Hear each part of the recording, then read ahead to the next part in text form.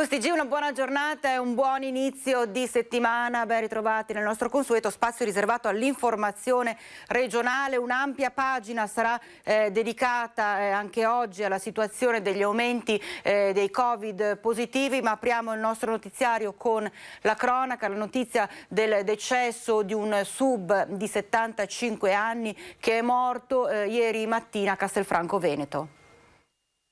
Si è sentito male durante un'immersione, ha avvisato l'istruttrice risalendo a galla da solo, ma una volta arriva la situazione è precipitata e non sono bastati massaggio cardiaco e uso del defibrillatore. È stato stroncato con tutta probabilità da un infarto il 75enne padovano Adriano Albertin, agente di commercio, residente a Selvazzano Dentro, nella frazione di Tencarola. Il dramma intorno alle 13 alla baita al lago di Castelfranco, dove già in passato altri sub avevano perso la vita. In questo caso però non si è trattato di un incidente legato alla pratica sportiva, ma di un malore che ha improvvisamente colpito l'uomo impegnato in un corso di immersione insieme a un gruppo numeroso di allievi e istruttori, almeno una decina di persone che in mattinata erano arrivate al complesso al confine tra la Marca e l'Alta Padovana. Doveva essere una domenica come tante, tutto era stato organizzato con le massime cautele, ma il malore che Albertina ha avvertito non era preventivabile. Sul posto c'era anche la moglie Paola. Inutili i tentativi di rianimarlo sia da parte degli istruttori che dell'equipaggio del SUEM 118 arrivato sul posto con l'elisoccorso. Intervenuti anche i carabinieri di Castelfranco che hanno accertato che il dramma è avvenuto per cause naturali. Oltre alla moglie, Albertin, che era ancora molto attivo sul fronte del lavoro e aveva scoperto da poco la passione per le immersioni, lascia il figlio Andrea. Andiamo a vedere adesso che novità ci sono per quanto concerne i nuovi contagi da Covid. Nelle ultime 24 ore sono 1265 i nuovi casi positivi, un totale cumulativo pari a 514.796. Andiamo in ospedale, vediamo che nei nostri nosocomi della regione, nell'ultima giornata non c'è nessun nuovo ricovero in area non critica, mentre sono 7 i nuovi pazienti in terapia intensiva. Ricoverati positivi in terapia intensiva oggi sono 88, mentre in area non critica restano 467. Il dato che fa riflettere questo 6, sono 6 le persone che invece nelle ultime 24 ore non ce l'hanno fatta, hanno perso la vita a causa Covid. Per quanto concerne invece la situazione vaccinale, 20.433 le nuove dosi somministrate. Per quanto concerne le prime dosi siamo a 1.410, cicli completati, ovvero primo e secondo ciclo 1.174. Chi invece si è sottoposto nelle ultime 24 ore alle dosi addizionali, chiamate dosi booster anche, quindi la terza dose per capirci, sono 17.849 persone. Si parla del 93,5% di dosi somministrate di vaccino anti-Covid rispetto a quelle fornite, quindi un numero molto alto, anche perché bisogna considerare che se si era partiti un po' a rilento in diverse ULSS anche della nostra regione per quanto concerne le terze dosi, le dosi booster, le dosi di sostegno, di completamento totale del ciclo vaccinale, adesso invece le cose stanno andando decisamente meglio. Resta alta l'attenzione soprattutto nelle scuole, sempre in crescita il numero di studenti Covid positivi. Covid e scuola, aumentano i casi positivi in ambito scolastico. Nel territorio dell'ULSS 8, attualmente 88 classi con un caso e 34 in quarantena, attenzionati soprattutto i comprensivi di Due Ville e di Brendola. Il trend è in netta crescita, oggi siamo a 88 casi di positivi nelle classi, quindi 88 classi già prese in carico e già messe in appuntamento per il tampone, di cui circa una trentina con casi secondari, quindi già in quarantena. La differenza rispetto a qualche settimana fa, che mette in allarme il sistema sanitario, è che non si tratta più solo di casi singoli o sporadici, ma si riscontrano più positività nelle classi prese in carico, cosa che fa pensare all'avanzata di mini focolai.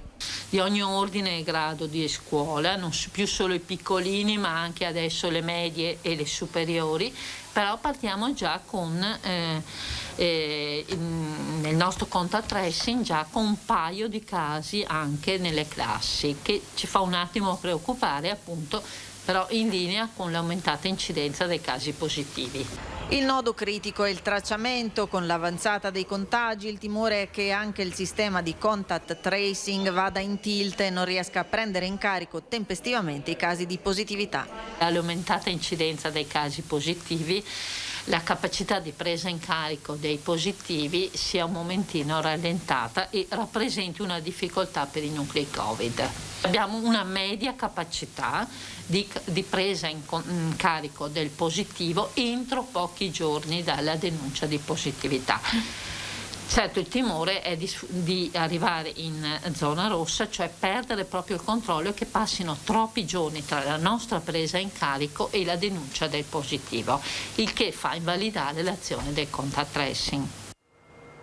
Questo per quanto concerne l'ULSS 8 Berica, situazione molto simile per quanto concerne l'ULSS 4 Veneto Orientale, una settantina le classi prese in carico dall'azienda ospedaliera e la nota positiva è che sta raddoppiando il numero delle prime dosi di vaccino.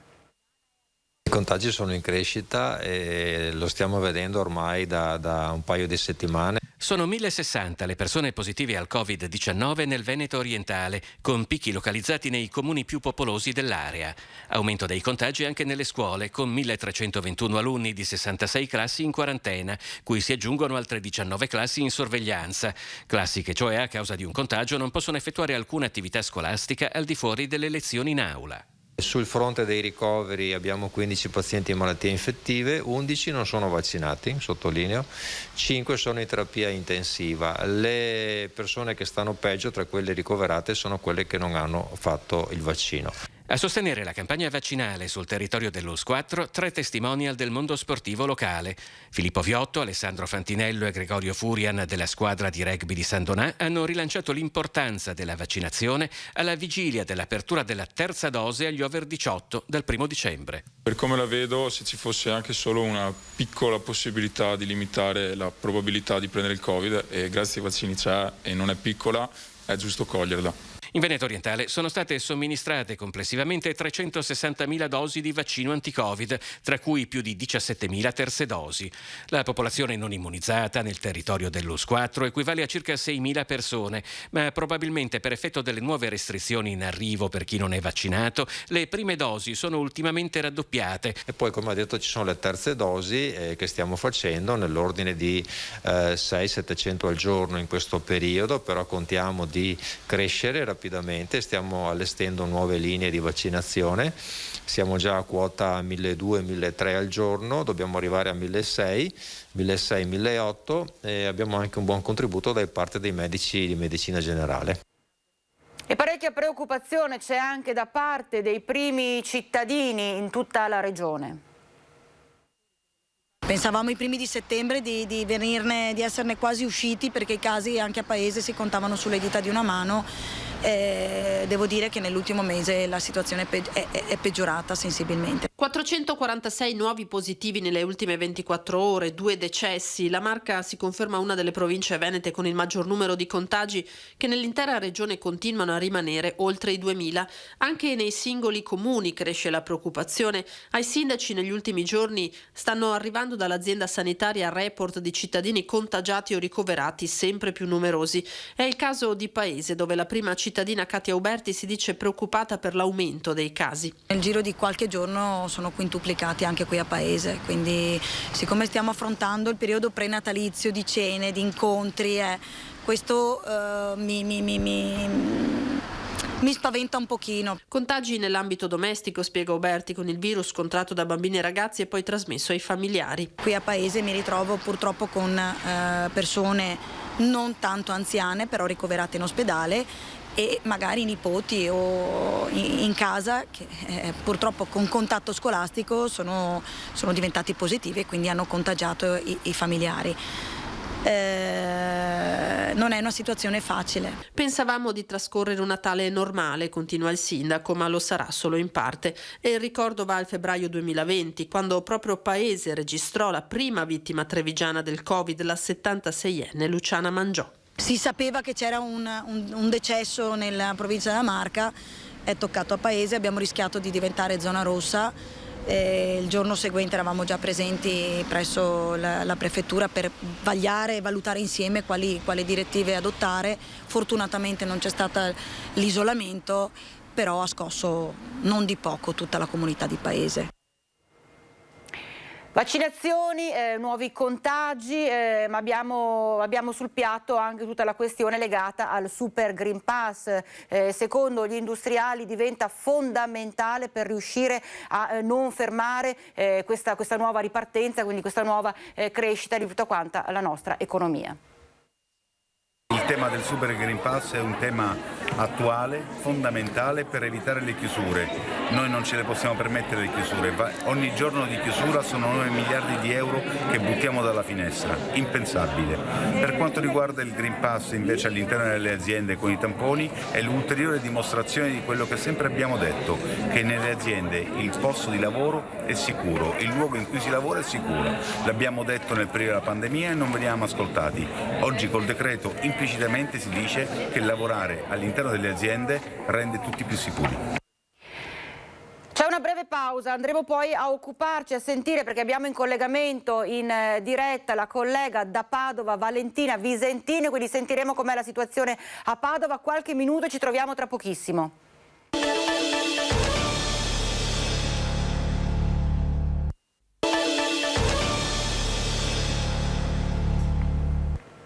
Siamo nuovamente in diretta da Padova, la collega Valentina Visentin. Buongiorno Valentina. Abbiamo i dati relativi ai nuovi contagi nel Padovano, la situazione com'è Valentina? Sì, buongiorno Vanessa, spaventa la variante Omicron, ma questo ha delle ripercussioni diciamo buone sulla campagna vaccinale, perché c'è stato un boom di somministrazioni in questo fine settimana nei vari centri vaccinali dell'USL 6, parliamo di oltre 12.200 dosi somministrate tra sabato e domenica, numeri che non si vedevano da settimane. Si parla soprattutto di terze dosi ma anche di prime dosi, quindi insomma vuol dire che c'è una ripresa della campagna vaccinale, in attesa poi di sapere. Adesso sono state aperte le prenotazioni per la terza dose degli under 40, ma si attende appunto il parere dell'AIFA per poi far partire anche la campagna vaccinale dei bambini dai 5 agli 11 anni. Sull'altro fronte però, ovvero quello dei contagi, Padova resta maglia nera per il numero di casi nelle ultime 24 ore, sono ben 300, con più di 6.000 padovani attualmente confinati a casa in quarantena con il Covid. Aumentano anche i numeri dei ricoverati, soprattutto in terapia intensiva. Abbiamo realizzato anche un servizio proprio per fare il quadro della situazione, se vuoi lo possiamo vedere, poi commentiamo anche appunto le ripercussioni sulle terapie intensive. Certo, allora vediamo il servizio realizzato dai colleghi della redazione di Padova. Con 300 nuovi contagi nelle ultime 24 ore e 6.400 casi positivi in tutta la provincia, Padova continua ad essere maglia nera del Veneto. Ma sul fronte vaccinazioni invece ingrana la marcia e nel fine settimana è al primo posto per il numero di dosi somministrate. Sono oltre 12.200 quelle effettuate nei vari punti vaccinali dell'USL tra sabato e domenica. Si spinge sulle terze dosi con un boom di prenotazioni tra gli under 40 e sembrano essere ripartite anche le prime dosi. Sul fronte dei ricoveri però la situazione vede il costante aumento dei pazienti a Padova. Esauriti i posti letto della terapia intensiva Covid dell'azienda ospedaliera, è stata così allestita quella del Sant'Antonio, che conta già 2 ricoverati per le complicanze del virus. Sono 5 i Novax intubati nelle scorse ore a causa del Covid. Altri 15 sono i pazienti dislocati nelle terapie intensive di Schiavonia, Piove di Sacco e Cittadella. Nel Padovano sono stati superati 100.500 casi da inizio pandemia. Vuol dire che 1 su 9 a Padova e provincia ha avuto il Covid. 1 su 9, Valentina, Padova e provincia, e si è ammalato di Covid, quindi sono numeri decisamente alti questi.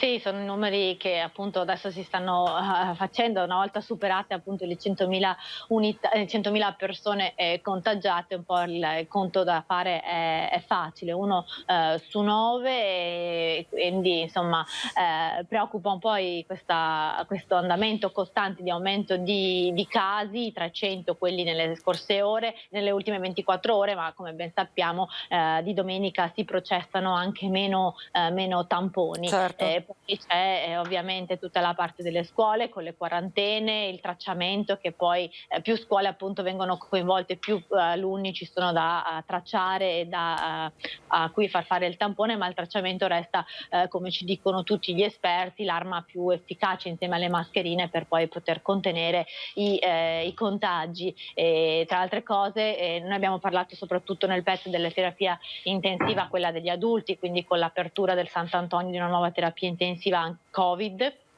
e con già 2 posti occupati, ma poi ci sono anche la terapia intensiva neonatale di Padova, che è sotto stress non solo per il Covid, perché la settimana scorsa c'era un bimbo di 10 mesi ricoverato, ma per questo virus respiratorio, il virus sinziale, che sta colpendo i bambini piccoli sotto l'anno d'età, e quindi che è molto virulento, e magari per i bambini dai 3 anni, 4-5 anni è un banale raffreddore, però se poi lo passano al fratellino, alla sorellina più piccola che ancora non ha un anno, può avere queste delle complicanze. Quindi insomma anche la terapia intensiva neonatale ha molto lavoro da fare in questo periodo. Tra l'altro proprio in Veneto, Valentina, questa sindrome è stata scoperta proprio dall'azienda ospedaliera padovana, quindi i casi maggiori all'inizio si sono registrati proprio lì a Padova. Sì. Anche perché la terapia intensiva neonatale è un hub di riferimento regionale e per il nord-est ha molti posti letto, e appunto ci diceva il responsabile che questo virus non è che sia sconosciuto, c'è stato, ma non si è mai visto negli ultimi 20 anni una tale esplosione, una tale boom di casi. Questo perché i bambini fino all'anno scorso comunque per il Covid avevano molti meno momenti di socialità, le stesse scuole erano chiuse, gli asili, e quindi adesso c'è nell'aria ci sta girando veramente tantissimo, e soprattutto questo virus. Quindi insomma era una situazione che non si vedeva da anni nel nostro territorio. Valentina, che novità ci sono invece per quanto riguarda la città? Tu accennavi prima alle mascherine, necessità come sempre di indossare le mascherine per una questione proprio di tutela per se stessi e per il prossimo, quindi queste linee guida che devono essere seguite sempre. E tra l'altro anche a Padova, in centro storico si può entrare solo se si indossa la mascherina. Come è andato questo fine settimana al proposito? Allora, venerdì la partenza diciamo che è stata tiepida, perché ancora magari non era conosciuta l'ordinanza, però comunque nel centro di Padova sono stati posizionati tra giovedì e venerdì i cartelli che avvisano nelle vie centrali di utilizzare la mascherina. Meglio è andato nel fine settimana, anche perché ci sono stati venerdì sera l'accensione dell'albero e il Black Friday, quindi insomma nel fine settimana insomma la mascherina è stata sicuramente utilizzata di più. Poi c'è stato anche un po' di maltempo, quindi diciamo che non si sono visti in centro i numeri della settimana scorsa, certo, quindi l'affollamento della settimana scorsa. Poi vedremo, nelle prossime ore sono previsti ovviamente i COSP settimanali, anche insomma alla luce poi delle disposizioni che dovranno arrivare da Roma per i controlli sul Super Green Pass, sia nei mezzi di trasporto ma anche nei ristoranti e nei bar. Ecco, a proposito di Super Green Pass, come la vivono i ristoratori, baristi, negozianti, sì, insomma chi deve richiederlo, ecco? Allora, diciamo che se pur di lavorare, insomma, l'importante è lavorare, perché non avere il Natale con i numeri dell'anno scorso, con i ristoranti chiusi, con i locali chiusi, senza bancarelle, insomma, se poi c'è da dover controllare questo Super Green Pass, l'importante è che ovviamente le presenze si aspettano un calo di presenze, ma l'importante è in qualche modo poter lavorare. Vedremo poi in che modo, soprattutto nel trasporto pubblico, verrà gestita la situazione e i controlli, perché non è certo facile monitorare all'interno dei mezzi di trasporto. A Padova c'è il tram, ma anche insomma, il trasporto locale, urbano, certo, ed extraurbano, come funzionerà la cosa. Di sicuro con il costo delle prossime ore dovrebbe essere deciso qualcosa, ma si attendono, penso, le disposizioni che dovrebbero arrivare da Roma attraverso il ministro Lamorgese, che dovrebbe incontrare i prefetti. Tra l'altro proprio durante il nostro telegiornale dovremmo riuscire a metterci in contatto anche con Lina Paronetto, che sta seguendo tutta questa questione dal Trevigiano, capire un po' anche con la prefettura, perché obiettivamente c'è ancora parecchio caos, non si capisce ancora fino a dove bisogna richiedere il Green Pass e dove no. Assolutamente sì, e invece per quanto riguarda la variante Omicron che sta facendo così paura, ti posso anticipare che nelle edizioni serali dei nostri telegiornali avremo un'intervista all'immunologa Antonella Viola della Città della Speranza, che ci parlerà insomma di questa nuova variante che spaventa così tanto, e insomma l'avremo ai nostri microfoni perché la collega Luisa Bertini l'ha intervistata, e quindi insomma dovremo farvela sentire nelle edizioni serali di tutti i nostri telegiornali di Telenord. Cronaca ce n'è da Padova al momento? Al momento non c'è la cronaca, vedremo poi se ci danno i risultati dei controlli sabato e fine settimana. Sai, di solito ci sono i controlli della Movida, ma certo, potremo tornarvi poi magari nelle edizioni serali dei nostri telegiornali. Per quanto riguarda la cronaca, è una notizia che arriva dal Trevigiano, però riguarda il Padovano, quindi non so se magari vi hanno già parlato i colleghi di Treviso, ma c'è stato un sub che era uscito. Abbiamo mandato, abbiamo infatti mandato il servizio, abbiamo visto. È Padovano di Selvazzano, dentro un comune della provincia di Padova. Certo. La cronaca ci tocca purtroppo, anche se non è venuta nel nostro territorio. Certo, bene, allora io ringrazio Valentina Visentin, buon lavoro, buona continuazione Valentina, sono questioni particolari, richiedici la linea quando vuoi. Grazie Valentina. Noi continuiamo e ci occupiamo invece di alcune problematiche che stanno riguardando da vicino l'ULSS 7 Pedemontana. L'ULSS 7 Pedemontana ha avvisato i medici di base che dal primo giorno di dicembre saranno chiusi i presidi di Guardia Medica di Rosà, Marostica, Valbrenta, Conco, Tiene e Schio. Il personale sarà accorpato negli ospedali di Bassano, Sant'Orso e Asiago. La notizia sarebbe arrivata ai medici di base con una semplice mail, ma se la comunicazione è stata per così dire minimalista, le ripercussioni sul territorio saranno invece molto pesanti. Già, perché saranno chiusi presidi fondamentali in alcune aree nelle quali la sanità è già ridotta al minimo, come accade per le piccole comunità di montagna. Per di più c'è il rischio concreto che questa situazione porti ricadute pesantissime per i punti di pronto soccorso degli ospedali in cui verranno accorpate le guardie mediche, con tutte le conseguenze del caso. E la politica inizia finalmente a interessarsi a questa situazione. A lanciare queste accuse è infatti il PD vicentino, che imputa esclusivamente alla dirigenza dell'ULSS 7 l'incapacità di attuare una programmazione che sia al servizio del cittadino. Sempre il PD rivela come il centro prelievi di Angarano, sempre dal 1° dicembre, non offrirà più il servizio di prenotazione. Anche qui con tutte le conseguenze del caso per la formazione di eventuali assembramenti nelle sale d'attesa. Ci si chiede cosa faranno le centinaia di anziani che utilizzavano questo servizio proprio per evitare di andare in ospedale per un semplice prelievo. A questo si sommano gli attriti con il personale causati dalla decisione dell'ULSS di utilizzare gli infermieri alla guida delle automediche e i disagi cui sono sottoposti spesso i cittadini che si recano al punto tamponi o al centro vaccini di Bassano. A questo punto sono in molti a chiedersi cosa stia accadendo all'organizzazione nell'ULSS 7. A proposito, dai vertici dell'azienda hanno fatto sapere che le decisioni sulle chiusure della Guardia Medica non sarebbero ancora state prese. Ma allora, di cosa sono stati informati i medici di base nei giorni scorsi? È ora che qualcuno risponda a tutte queste domande. A tutte queste domande intanto l'azienda sanitaria non ha ancora risposto ad alcuna di queste domande. È intervenuta al proposito l'assessora regionale Manuela Lanzarin.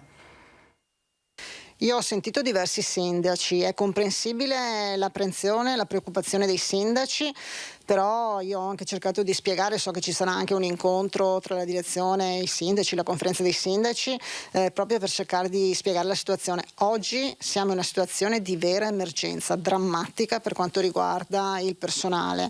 Non troviamo più persone, medici che vogliono fare la continuità assistenziale, non troviamo medici che vogliono fare i medici di famiglia, abbiamo più di 400 zone carenti in tutto il Veneto e oggi la situazione è una situazione molto molto difficile, quindi è chiaro che probabilmente c'è bisogno delle razionalizzazioni, degli accorgimenti temporanei, ma soprattutto salvaguardando le zone che sono le zone più disagiate, dove è più difficile raggiungere anche il presidio ospedaliero. Io mi auguro che ci sia un'inversione, ma che ci sia anche un ravvedimento da un punto di vista nazionale, perché il problema del personale è un problema soprattutto legato alla programmazione e ai vincoli nazionali.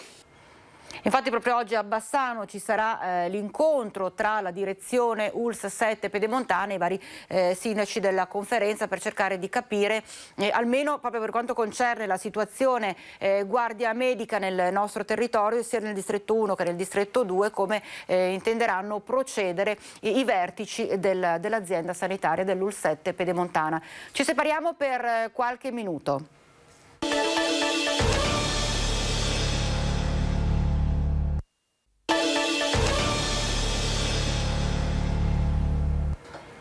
Rieccoci in diretta Focus TG da Treviso. Lina Paronetto è collegata via Skype. Lina, buongiorno.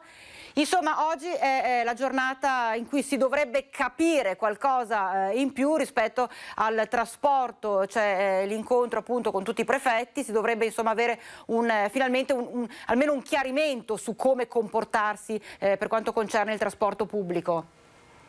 Buongiorno Vanessa, sì, cosa mancano? Mancano le linee guida, no? Per cercare di capire come dovrebbero essere fatti i controlli su chi sale sui bus e chi dovrebbe farli. Allora, abbiamo detto dal 6 dicembre occorrerà il Green Pass per salire sugli autobus.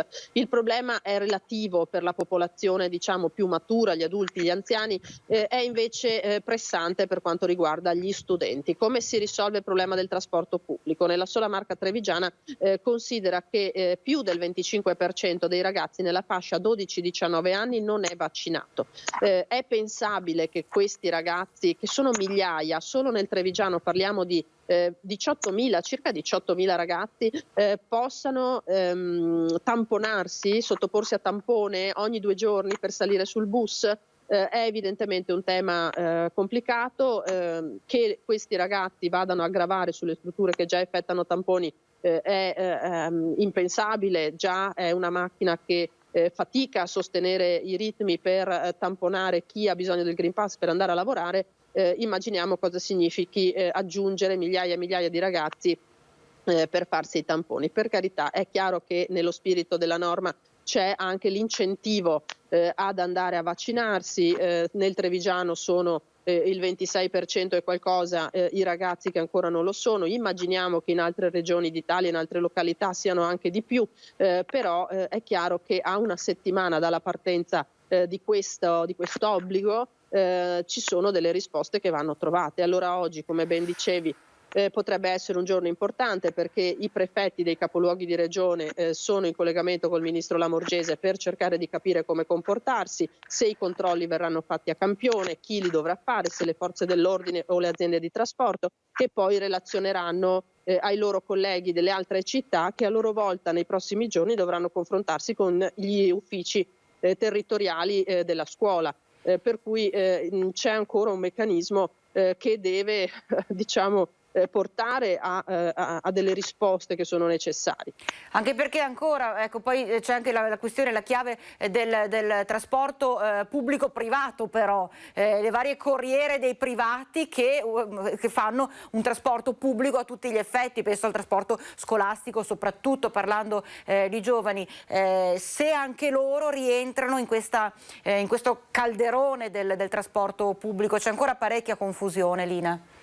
C'è ancora parecchia confusione, dici bene, perché poi ci sono questi soggetti che sono stati chiamati quando è stata ora di mettere in campo più bus, più corse per far fronte alla limitata capienza che i mezzi avevano. Naturalmente sono scese in campo anche queste aziende private, ora anche loro necessitano di risposte, ma tu pensa che ci sono sindaci che sono in queste ore inondati di telefonate da parte di famiglie, di genitori che non sanno come potranno mandare a scuola i ragazzi, perché la soluzione qual è? Diciamocelo, che il genitore porti a scuola il ragazzo. Sì. Parliamo naturalmente di chi ha distanze importanti da coprire, ma voglio dire, un ragazzo che dalla Pedemontana deve raggiungere, che so, Montebelluna, piuttosto che dai vari comuni della Castellana deve arrivare a Castelfranco. Si parla di decine di chilometri da coprire, genitori che devono lavorare, insomma una situazione davvero, davvero caotica. Servono queste sospirate linee guida. Noi abbiamo intervistato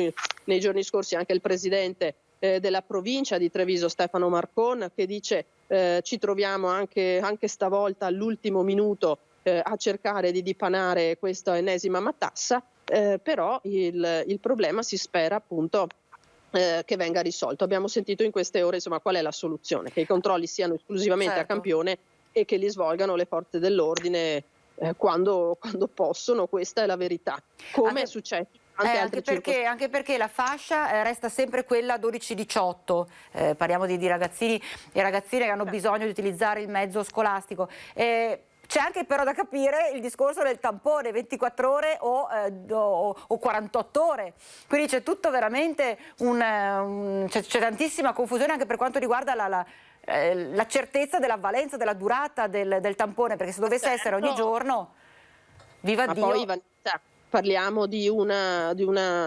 apparato sanitario, mettiamoci in mezzo anche le farmacie, che è già sotto pressione in maniera drammatica in questo momento, perché abbiamo da una parte i punti tampone pubblici che stanno dismettendo il servizio dei tamponi a pagamento perché non ce la fanno, perché stanno arrivando centinaia, addirittura migliaia al giorno di sintomatici, perché adesso cominciano i vari mali di stagione, per cui oltre al Covid c'è l'influenza, ci sono i raffreddori, per ogni cosa naturalmente per essere sicuri si va a farsi un tampone, e poi ci sono le centinaia di bambini delle scuole, ragazzi delle scuole che naturalmente a ogni presenza sospetta di un positivo in classe, a colpi di 20-30 ragazzi vengono mandati a tamponarsi 2 volte nel giro di una settimana. Cioè, come pensiamo di poter mettere ulteriormente sotto stress un apparato di questo genere? Anche perché, lo ricordiamo sempre, dovremmo anche cercare di salvaguardare tutte le prestazioni extra Covid che subiscono rallentamenti, che erano in corso di recupero. Parliamo di decine di migliaia di prestazioni, anche qui solo nell'ULSS 2 Marca Trevigiana, che si stava riuscendo anche bene a riprendere, a recuperare, a compensare, e che invece di nuovo rischiano di slittare per questa situazione. Per cui insomma, come al solito, occorrerebbe grande buon senso anche da chi poi spiega come attuare la norma. Ascolta Lina, parlando di giovani, cambiando completamente argomento, purtroppo un argomento che interessa per fortuna la fascia d'età più elevata, quindi non i ragazzini 12-18, però è quella legata al consumo di sostanze stupefacenti, soprattutto cannabis. Tu scuoti la testa, io sono sempre positiva, vero? Penso sempre che comincino più tardi. Comunque abbiamo dei report drammatici su questo. Tu dici sono dati che fanno riflettere, vero? No, nel senso, anche le fasce d'età che tu dici purtroppo in realtà il sono consumo coinvolti.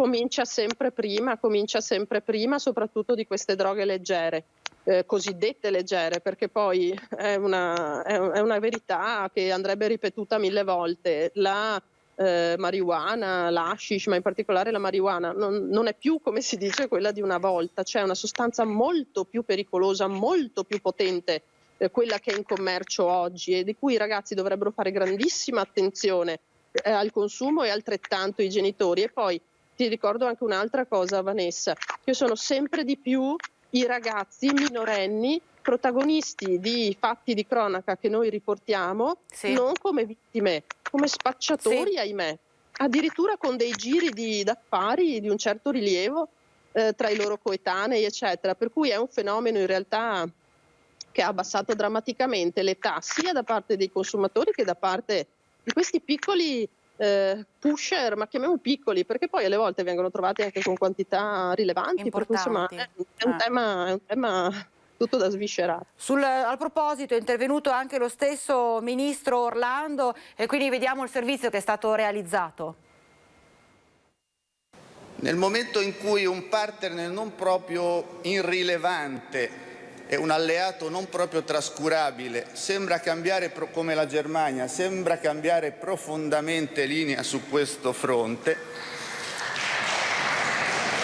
credo che sia inevitabile che una qualche riflessione la si faccia anche nel nostro Paese, anche perché semplicemente quella scelta determinerà dei riflessi che riguarderanno anche il nostro Paese, lo si voglia o non lo si voglia, nell'ambito di un mercato unico e delle frontiere aperte. Questo insieme di considerazioni mi porta a dire sì, andiamo oltre i pregiudizi, ma andiamo anche oltre le ipocrisie, le ideologie, gli stereotipi, che sono il presupposto fondamentale di quello stigma contro il quale tutti diciamo di voler operare.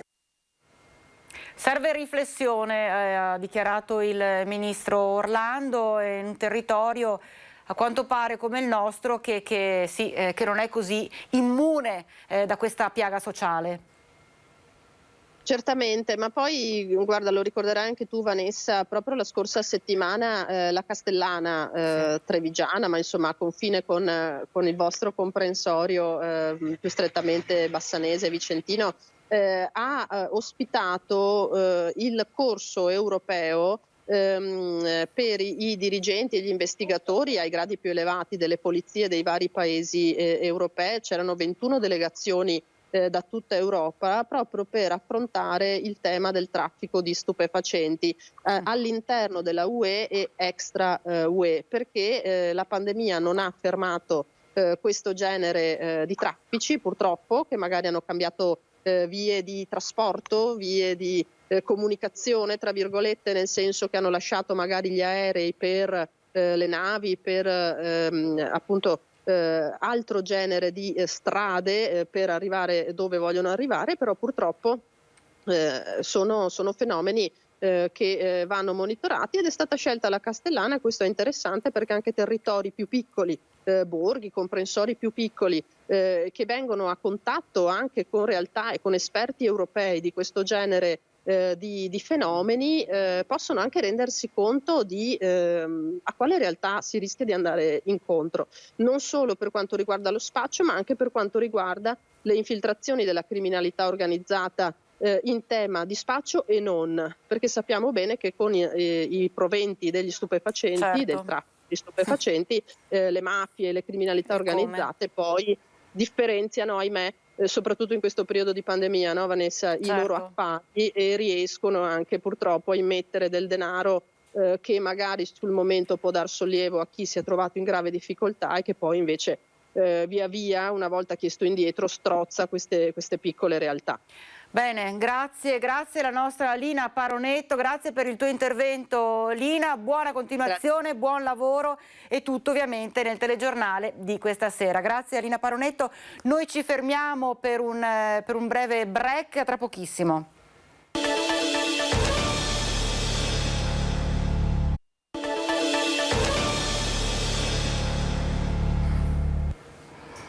Siamo nuovamente in diretta Focus TG da Vicenza, Daniele Garbin, buongiorno Daniele, ci senti? Sì, buongiorno eccolo. Vanessa, buongiorno a tutti i telespettatori. Questione TAV sul piatto, Daniele, oggi.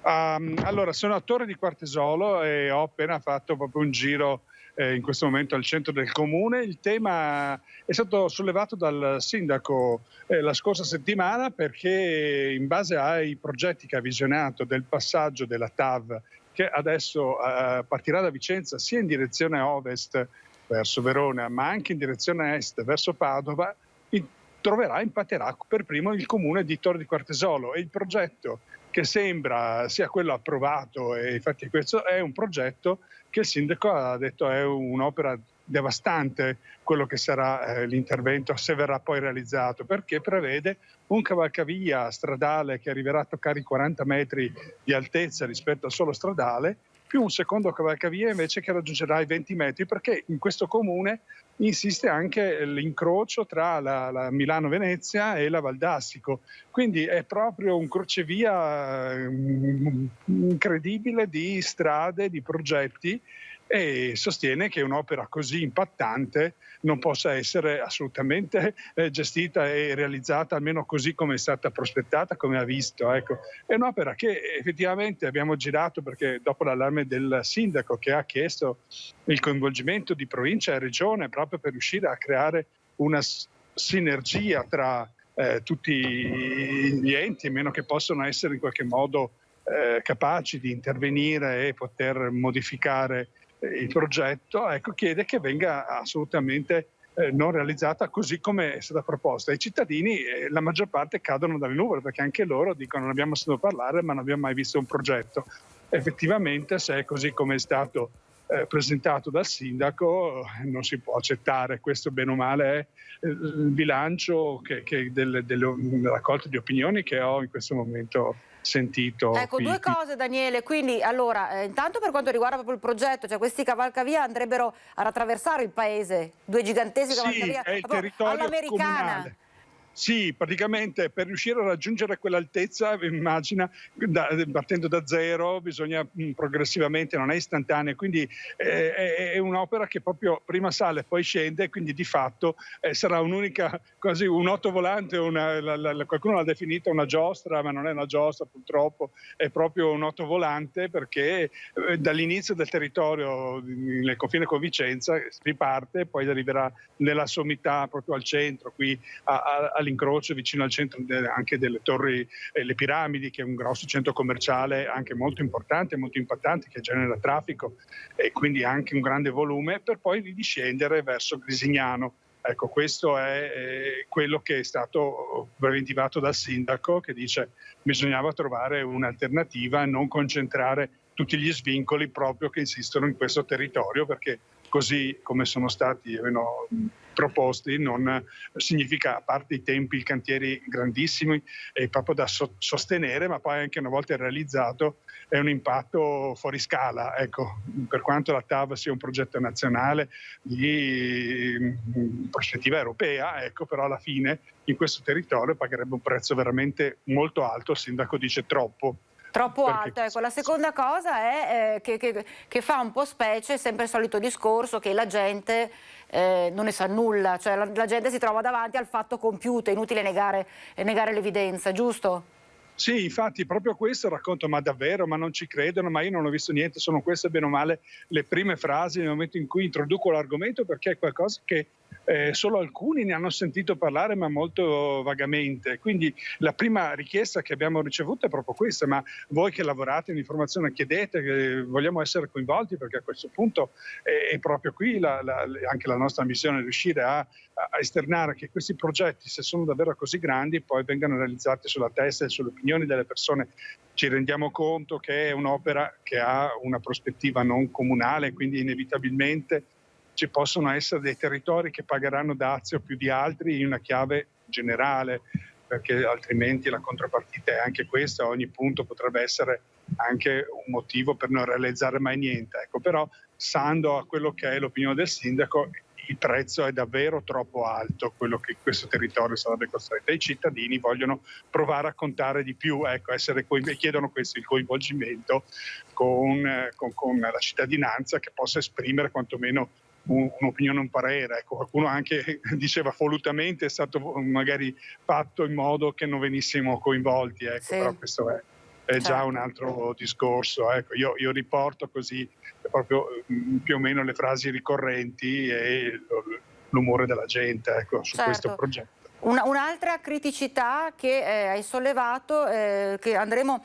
a vedere nel servizio che andiamo a ascoltare tra pochissimo, un servizio tra l'altro che hai realizzato proprio tu con la redazione di Vicenza, che riguarda tutto il comparto, il settore conciario, Valle del Lagno, Chiampo. C'è parecchia preoccupazione, allora guardiamo assieme il servizio e poi commentiamo.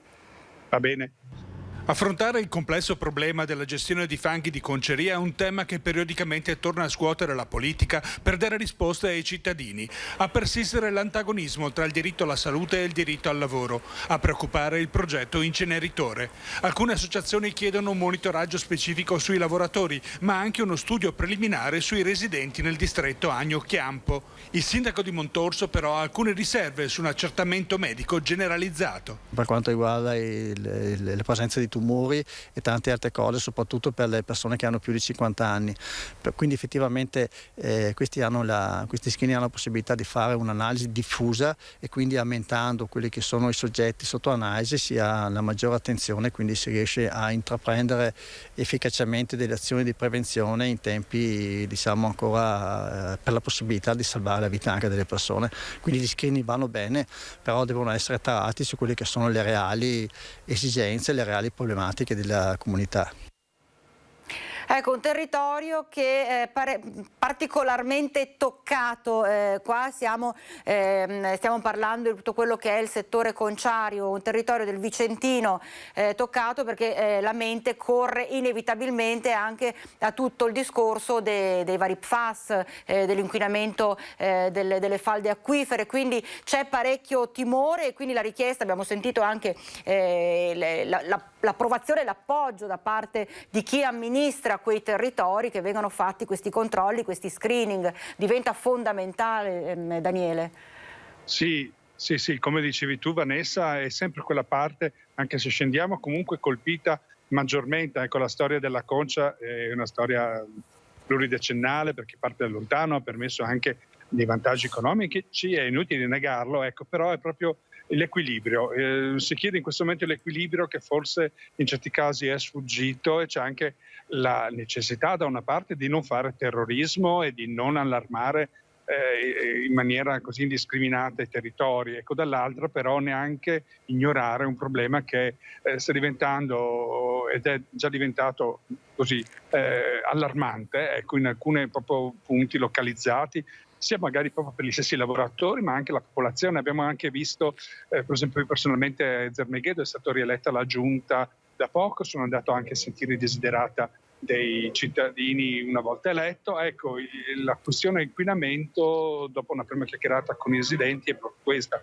Chiediamo che venga fatto quantomeno una prima analisi, qualcosa proprio che segni almeno che c'è il problema, e su questo serve attraverso uno screening. Comunque si comincia ad affrontarlo, proprio per non essere costretti a quello che dicevo anche nel servizio, a dover scegliere tra salute e lavoro, ecco. Anche perché sappiamo benissimo tra gli anni 70 e gli anni 80 com'era la situazione, il comparto della Concia, il comparto orafo, visto che anche il Vicentino si è basato per decenni proprio su tutto quanto quello che è l'industria orafa. L'attenzione all'ambiente, diciamo che era meno importante di quanto invece è oggi. E difatti proprio così anche il settore orfo, che ha affrontato momenti anche con il Covid, le contrazioni eccetera, però comunque anche lì forse meno impattante, ma non per questo inquinamento zero. Anche lì ci sono i problemi per il conferimento e lo smaltimento dei residui tossici, delle lavorazioni, ecco, la galvanizzazione, insomma ci sono tutta una serie di trattamenti. Ecco, l'equivalente però qui nel settore della Concia è più esteso, perché i fanghi, accennavo semplicemente nel servizio la questione inceneritore, ecco, non è stata affrontata e dovrebbe essere vista in una logica più di area, e al momento non sono stati definiti dei principi condivisi da tutti. Ecco, bisogna proprio partire da una razionalizzazione globale proprio di un'intera parte del Vicentino, e l'invito dei cittadini è quello che se ne prenda carico la politica e che lo cominci a fare veramente, e non sia solo demagogia. Serve magari anche un segnale per capire che si prende con attenzione la richiesta di curare la salute, che in questo momento è lasciata indietro, ecco. E invece c'è parecchia condivisione per quanto concerne la lotta al degrado, questi patti collaborativi che vengono chiamati così tra pubblico e privato. Guardiamo il servizio. Il Park Cricoli è stato adottato da un comitato di residenti che domenica scorsa ha voluto potenziare il verde ospitato nelle aiuole con la piantumazione di una settantina di nuove piante. Per Vicenza si è trattato del primo esperimento di patto collaborativo stipulato tra amministrazione comunale e privati cittadini. Un successo per un nuovo strumento legislativo varato da poco. I patti collaborativi sono stati approvati dalla Giunta, in realtà adesso manca un passaggio in Consiglio Comunale che è indispensabile. Ma questo è un progetto bellissimo, è diciamo un prototipo, perché questi cittadini hanno visto la delibera della Giunta, ne hanno sentito parlare e ci hanno proposto appunto di prendersi cura di Parcheggio Cricoli, parcheggio che tra l'altro aveva particolarmente bisogno di attenzione, di manutenzione, ma anche di attenzione da parte dei cittadini. In questo modo noi riusciamo a metterlo a nuovo, soprattutto dal punto di vista del verde, tema al quale siamo particolarmente sensibili, e poi saranno appunto queste persone questo comitato diciamo spontaneo di quartiere che si è formato a prendersi cura delle piante. Prendersi cura del verde pubblico non è più una faccenda che riguarda solo le istituzioni preposte. Il desiderio di farsi carico di una parte di città anche da parte dei singoli residenti è un modo diretto di assumersi responsabilità nella salvaguardia ambientale, un tema a cui sempre di più tutti siamo chiamati a rispondere. Chi più di chi abita effettivamente un quartiere, una zona, ne vede i limiti e anche le potenzialità, può dare le indicazioni all'amministrazione di come valorizzare quel luogo, e questa è una scelta che si può applicare nelle scuole, nei giardini, nelle strade, nei marciapiedi, veramente in tantissimi settori. I patti collaborativi possono rappresentare davvero una possibilità in più per combattere il degrado senza l'alibi di delegare. Anziché agire nell'illegalità e nell'anonimato dei guerrilla gardening, ora è disponibile un nuovo iter burocratico molto semplice. Buttar giù veramente in maniera molto semplice un'idea su un'area che viene individuata o un tipo di progetto che viene scelto, farlo protocollare negli uffici del comune, quindi mandarlo alla mail dell'assessore che si ritiene competente o comunque del sindaco, viene poi preso in carico come in questo caso e posto operativo. L'iter è veramente molto molto semplice, parte però dall'idea, dall'iniziativa del cittadino. Insomma, abbiamo sentito stretta collaborazione tra i cittadini e l'amministrazione per cercare di risolvere al meglio la questione del degrado che interessa un po' tutte le città, in questo caso era Vicenza. Daniele, rapidissimi, che siamo verso la pausa. Va bene.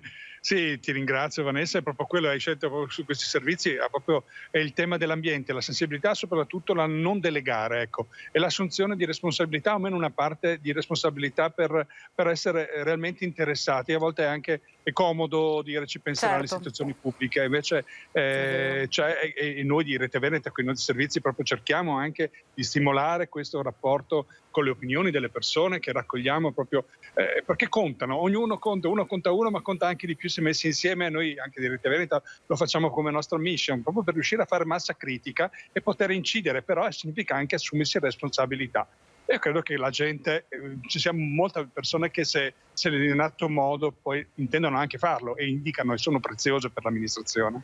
Bene, allora grazie al nostro Daniele Garbin dal Vicentino. Tu nello specifico abbiamo visto eri a Torri di Quartesolo, però insomma abbiamo fatto una panoramica che riguarda un po' tutta la provincia. Grazie Daniele Garbin, buon lavoro, e tutte le informazioni nel telegiornale di questa sera. Noi ci fermiamo per qualche minuto, invece c'è una breve pausa, subito dopo ci ritroviamo.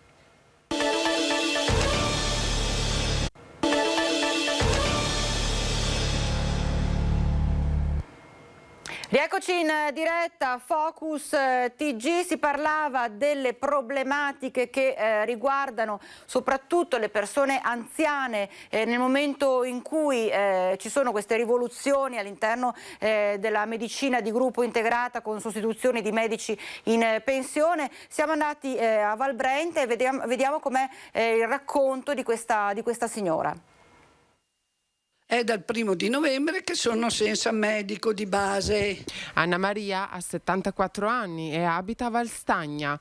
Al momento sta vivendo un forte disagio perché da ormai un mese si trova senza medico di base e l'unica soluzione che le è stata data dall'azienda sanitaria UL7 è quella di recarsi a Bassano del Grappa, che dista 20 minuti da casa sua. Per una signora anziana che vive da sola, non automunita e malata, può essere un grosso problema. Sono andata in pronto soccorso per la tachicardia, mi hanno ordinato delle medicine. Sono andata in farmacia, mi hanno detto se non ho la ricetta non me le danno. Dunque, dove devo rivolgermi? Per una frazione dove l'età media è in netto rialzo, non è possibile lasciare i cittadini anziani malati in balia di loro stessi, senza medico di base. Occorre una riorganizzazione del sistema sanitario affinché possano essere tutelate le fasce deboli della società. Purtroppo, nelle mie condizioni non posso andarci. Tanto per il tempo, perché che prenda treno e corriera ci vuole una giornata. Se devo fare la visita degli occhi, naturalmente non non ci sto dentro. Allora ho detto, mi prendo un taxi e me lo pagate. Sicuramente una soluzione alternativa è quella suggerita da Anna Maria, la quale però fa anche un appello alle sfere alte dell'azienda sanitaria. Io chiedo di poter avere un medico, non andare a Bassano se ho bisogno. Siamo un paese di diversamente giovani e abbiamo bisogno di 3 medici, ce ne hanno lasciato uno e questo non ci riceve perché giustamente ha i suoi pazienti. E adesso andiamo a Venezia, davanti al Palazzo del Consiglio regionale c'è Filippo Fois, è in atto la discussione per la manovra del bilancio della Regione Veneto. Filippo, buongiorno, che novità ci sono?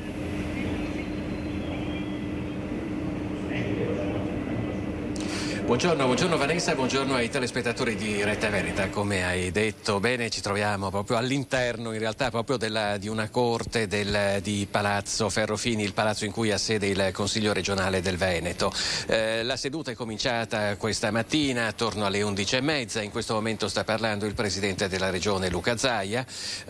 Sono circa 40 minuti per ora di discorso, quelli del presidente, che sta illustrando gli estremi di questa manovra, una manovra che naturalmente non è come le altre, arriva in un momento molto particolare per la nostra regione, deve combinare anche, oltre a quelle che sono le risorse della regione, quelle che arrivano dallo Stato e quelle che arrivano dall'Europa. Io però, proprio per circostanziare un po' il campo, manderei in onda quello che ha detto l'assessore al bilancio Francesco Calzavara poco prima che iniziasse la seduta. Vediamo adesso allora l'assessore Calzavara. Assessore, ci dà un po' di numeri di questa manovra? Oggi iniziamo con un primo documento che è la nota di aggiornamento al DEF, un documento importante che delinea quali sono le traiettorie del Veneto nel prossimo futuro, prendendo lo spunto dai buoni dati macroeconomici che il Veneto ha, che lo vede essere migliore rispetto alla media nazionale, quindi cresciamo di più e più velocemente rispetto al resto d'Italia, a testimonianza di una bontà complessiva dello schema che ha portato avanti questa regione in termini di assistenza anche in un periodo difficile come quello della pandemia.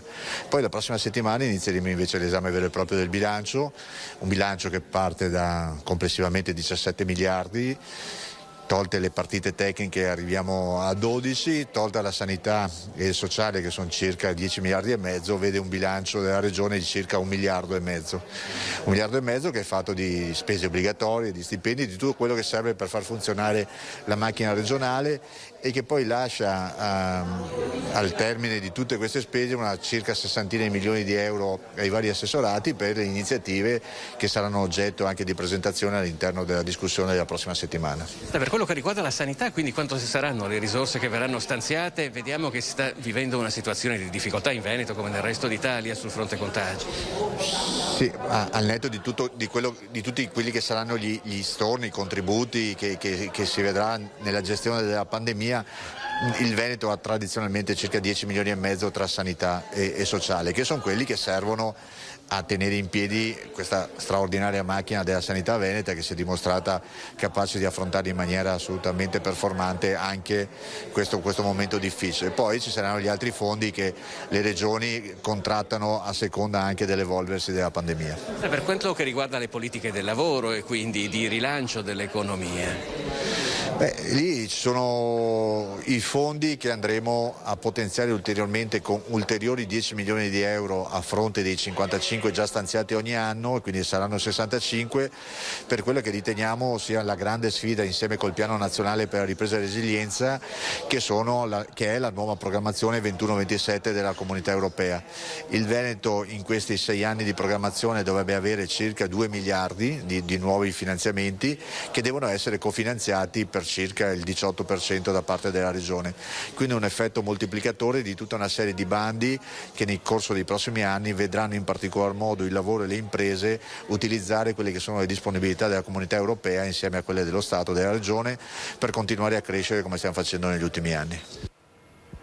Filippo, quindi abbiamo sentito l'assessore Calzavara, fondamentali diventano a questo punto, fondamentale diventa l'accesso ai fondi regionali che possono davvero dare un aiuto importante all'intera regione per venire incontro alle esigenze delle varie attività, delle varie imprese dopo questo periodo difficilissimo che la nostra economia ha incontrato.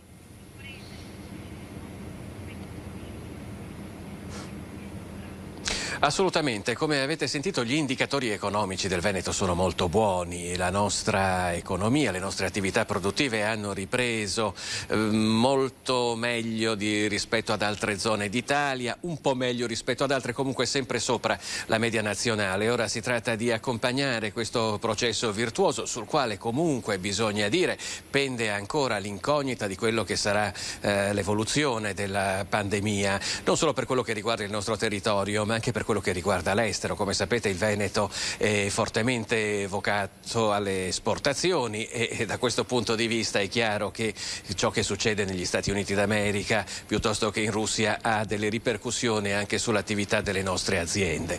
C'è comunque un cauto ottimismo sia per tutti i soldi che arriveranno dall'Unione Europea che per i finanziamenti statali e appunto quelli regionali che adesso verranno distribuiti al termine della discussione dei prossimi giorni sulla legge di bilancio, una discussione nella quale naturalmente non manca un dibattito tra maggioranza e opposizione. Da parte del Partito Democratico sono state presentati credo circa 280 emendamenti, in alcuni casi noi abbiamo incontrato anche gli esponenti dell'opposizione. Arturo Lorenzoni ci ha detto che si tratta spesso di provvedimenti che sono piuttosto tecnici, sono delle limature su alcuni capitoli che secondo loro potrebbero funzionare meglio se andassero così. Vedremo poi se ci sarà, se alcuni di questi suggerimenti verranno recepiti o meno.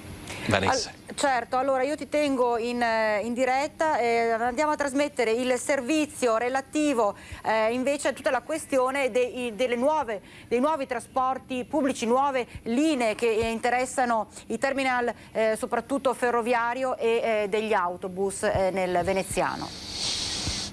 Sta prendendo forma la riqualificazione dell'area Porta Nuova, l'ampio progetto di riqualificazione dell'area nord di San Donà di Piave, dove sta già sorgendo la nuova stazione degli autobus e nei prossimi giorni prenderanno avvio anche i lavori per la nuova stazione ferroviaria. La previsione di fine lavori è per l'autunno del prossimo anno, quindi entro questa data saranno completata la nuova palazzina viaggiatori per quanto riguarda i treni, idem per quanto riguarda gli autobus, comprensivi anche del piazzale e quindi di tutto quello che serve per finalmente avere concentrati in un unico luogo questi importanti vettori di mobilità. Il nucleo principale del progetto è costituito dalla riqualificazione e rifunzionalizzazione dell'ex cantina sociale e dell'ex deposito frigorifero con frutta, che daranno vita rispettivamente alla cantina dei talenti e alla piazza della frutta, luoghi di formazione, promozione e vendita di prodotti agroalimentari e di ciò che dal digitale alle nuove tecnologie consentirà di far nascere nuove imprese e nuovi lavori.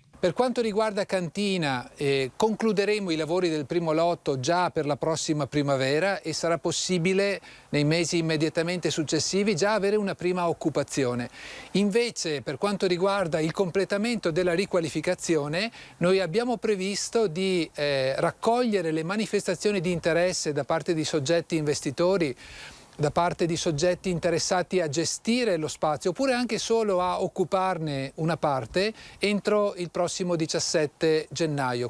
La presenza di un polo intermodale che complessivamente conta oltre 10.000 passaggi al giorno prevede necessariamente anche un intervento di semplificazione della viabilità che si concentrerà in particolare nell'accesso alla bretella che costeggia il canale navigabile. Insomma, abbiamo visto questo nuovo volto che assumerà quest'area del veneziano. Una curiosità e poi ti lascio, Filippo, perché so che adesso sei alle prese con le varie interviste. Per quanto riguarda l'utilizzo mascherina in centro Venezia, com'è la situazione? La gente come la sta vivendo, insomma?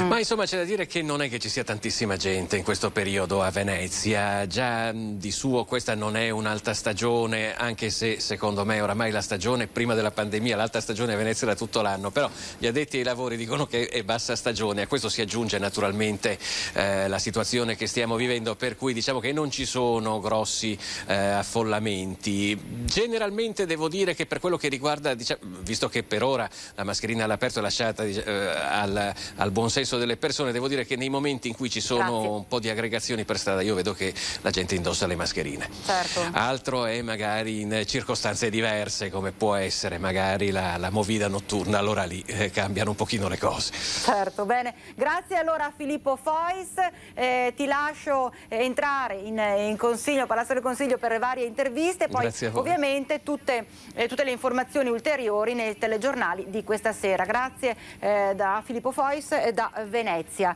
E noi continuiamo col nostro notiziario, andiamo a Marostica e ci occupiamo di un disagio che sta interessando soprattutto le persone che si trovano costrette su una carrozzina o che hanno difficoltà appunto alla deambulazione. Esattamente 2 anni fa, a novembre del 2019, avevamo raccolto la segnalazione di una nostra telespettatrice di Marostica che, costretta a muoversi in carrozzina, lamentava in pratica di non poter utilizzare i marciapiedi di alcune vie, in particolare via Montegrappa, perché dissestati o con pendenze eccessive. Una decina di giorni dopo, poi, era arrivata la risposta dell'assessore competente.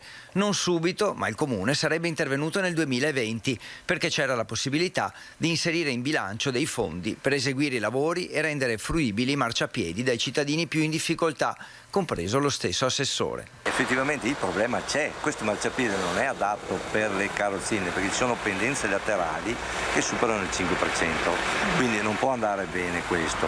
Allora, per il prossimo anno sono stanziati 250.000 euro per sistemare via Montegrappa. In programma c'è di sistemarla, però non domani mattina, il prossimo anno, ecco, tutto qua. E verrà fatta una pista ciclabile, verrà fatto un percorso adatto proprio per le carrozzine. Ci eravamo segnati la data e a distanza di 2 anni siamo tornati a vedere com'è la situazione. Purtroppo abbiamo ritrovato il marciapiede così come l'avevamo lasciato 2 anni fa. Stessi tratti interrotti, anzi con fessure ancora più profonde, stessa pendenza insuperabile. Vuoi per la pandemia, vuoi per i trasferimenti sempre minori dallo Stato, magari quei soldi sono stati destinati ad altre priorità. Però l'amministrazione si era sbilanciata in modo netto ai nostri microfoni e così, per dare una risposta ai nostri telespettatori, non ci resterà che tornare dagli amministratori di Marostica. Ricordiamo bene che era stato proprio tra l'altro l'assessore al sociale che si era sbilanciato, come ha detto il collega, in maniera importante per garantire appunto la sicurezza e l'utilizzo senza problemi dei vari marciapiedi. E in collegamento adesso invece il nostro Alex Giuliano che ci parla della difficoltà che rischiano di incontrare soprattutto le varie squadre, i vari gironi.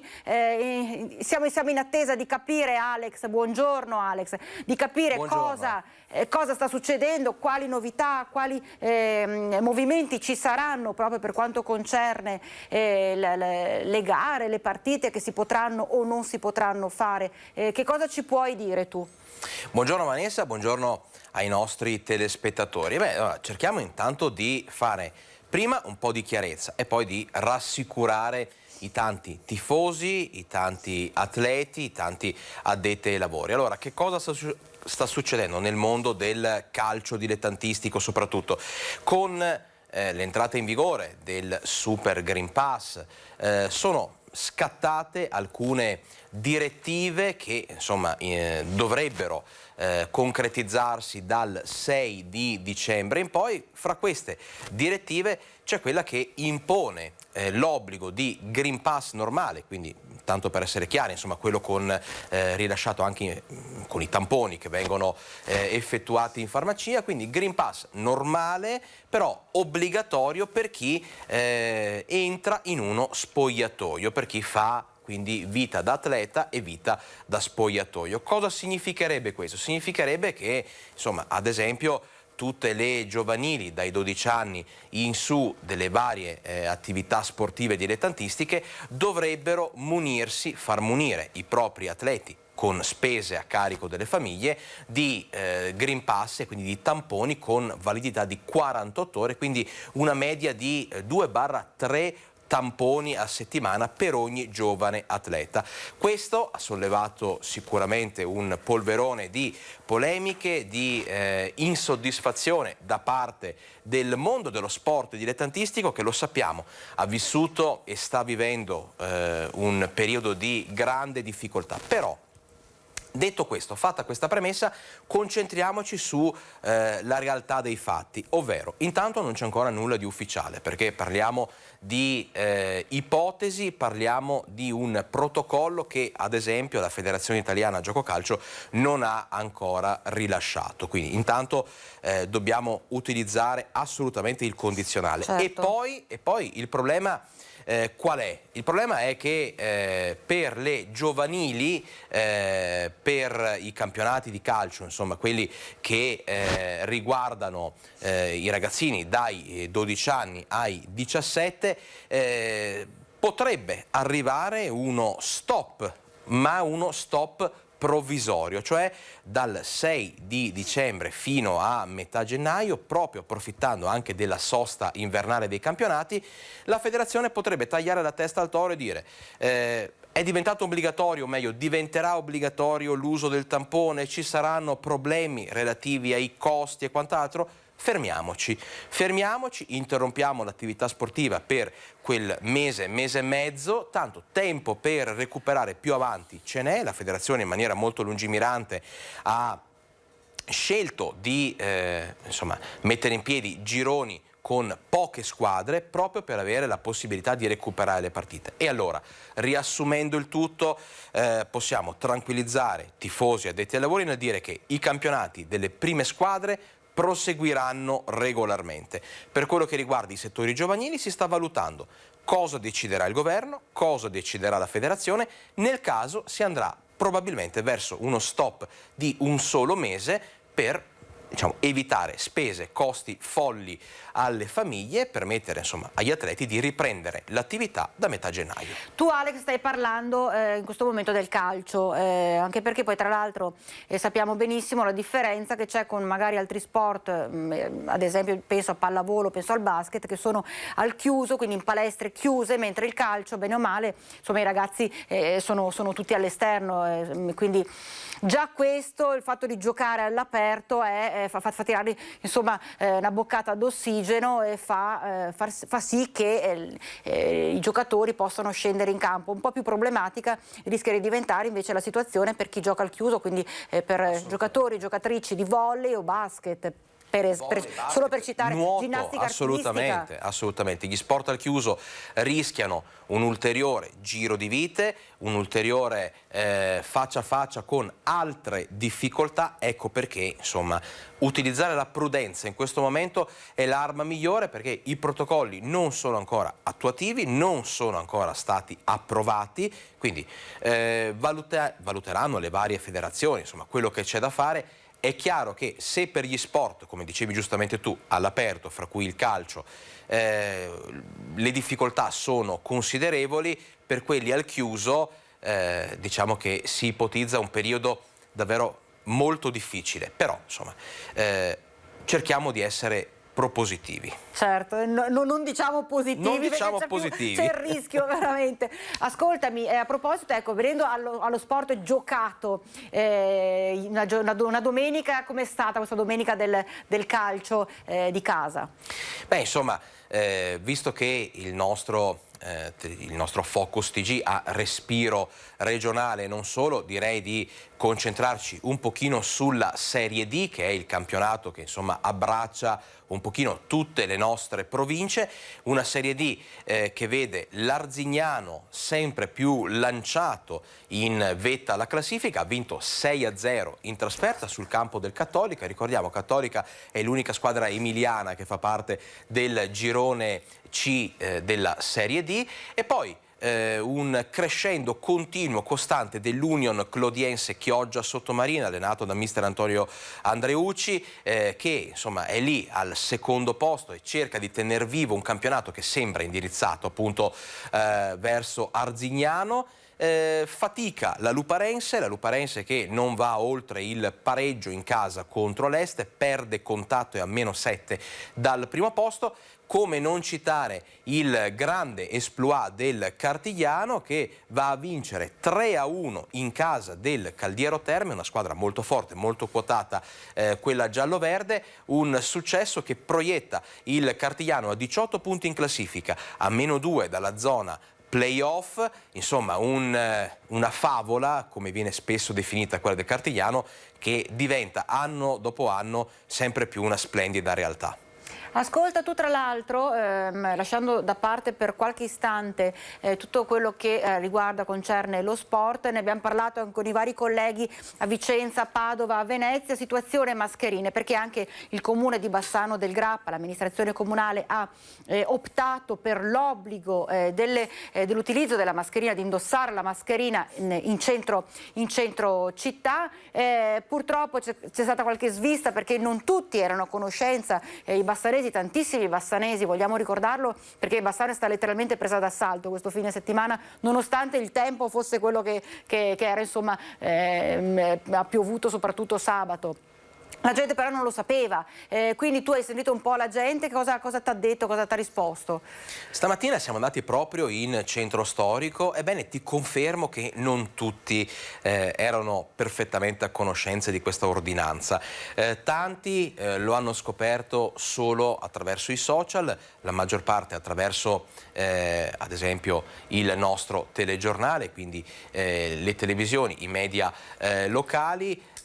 Abbiamo riscontrato un 50% di persone che indossavano la mascherina e 50% che invece non la indossavano, complice anche il fatto che magari di lunedì mattina il centro storico, ad esempio di Bassano, non è particolarmente affollato, però insomma l'ordinanza parla chiaro, bisogna portarla la mascherina anche all'aperto. I commercianti, perché ci sono le casette del mercatino di Natale proprio nelle due piazze centrali di Bassano, i commercianti si sono detti assolutamente disponibili nel raccomandare ai clienti l'uso della mascherina. Ne abbiamo anche pizzicato qualcuno che a parole ha dato diciamo il buon esempio, ma in realtà era lui stesso a non indossare il dispositivo di protezione individuale. Noi lo abbiamo redarguito bonariamente. Comunque una Bassano che ancora deve metabolizzare questa ordinanza. Bene, allora io ringrazio il nostro Alex Giuliano. Questa sera